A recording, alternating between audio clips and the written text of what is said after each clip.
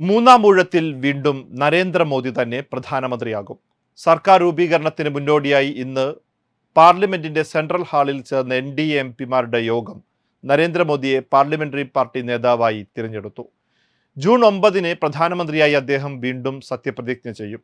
തുടർച്ചയായി മൂന്നാം തവണയാണ് മോദി രാജ്യത്തിന്റെ പ്രധാനമന്ത്രിയാകുന്നത്. മുതിർന്ന BJP നേതാവും പ്രതിരോധ മന്ത്രിയുമായ രാജ്നാഥ് സിംഗ് ആണ് NDA യോഗത്തിൽ മോദിയെ നേതാവായി നിർദ്ദേശിച്ചത്. നിർദ്ദേശം കയ്യടികളോടെ അംഗങ്ങൾ പിന്തുണച്ചു. അമിത്ഷാ, നിതിൻ ഗഡ്കരി എന്നിവർ രാജ്നാഥ് സിംഗിന്റെ നിർദ്ദേശത്തെ പിന്താങ്ങി. തുടർന്ന് മോദിയെ നേതാവായി NDA അംഗങ്ങൾ അംഗീകരിക്കുകയായിരുന്നു.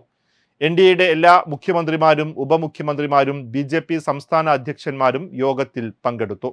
യോഗത്തിനു ശേഷം രാഷ്ട്രപതിയെ കണ്ട് മോദിയെ NDAയുടെ നേതാവായി നിശ്ചയിച്ചതായുള്ള കത്ത് നേതാക്കൾ നൽകും.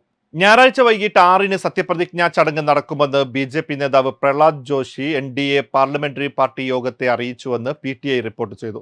സത്യപ്രതിജ്ഞയിൽ പങ്കെടുക്കാനായി അയൽ രാജ്യങ്ങളിലെ നേതാക്കൾ ഡൽഹിയിലെത്തും. അതേസമയം മൂന്നാം മോദി മന്ത്രിസഭയിലെ മന്ത്രിമാരുടെ കാര്യത്തിൽ ഇതുവരെ വ്യക്തതയായിട്ടില്ല.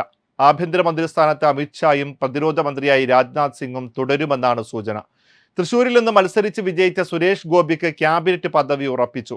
തിരുവനന്തപുരത്ത് മത്സരിച്ച് 2ാം സ്ഥാനത്തെത്തിയ രാജ്യസഭാ MP രാജീവ് ചന്ദ്രശേഖറും മന്ത്രിസഭയിലേക്കെന്ന് സൂചനയുണ്ട്.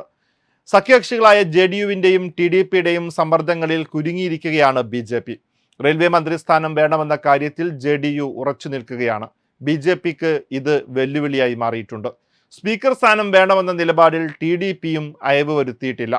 ചന്ദ്രബാബു നായിഡു വിട്ടുവീഴ്ചക്ക് തയ്യാറായില്ലെങ്കിൽ സ്പീക്കർ സ്ഥാനം നൽകിയേക്കും.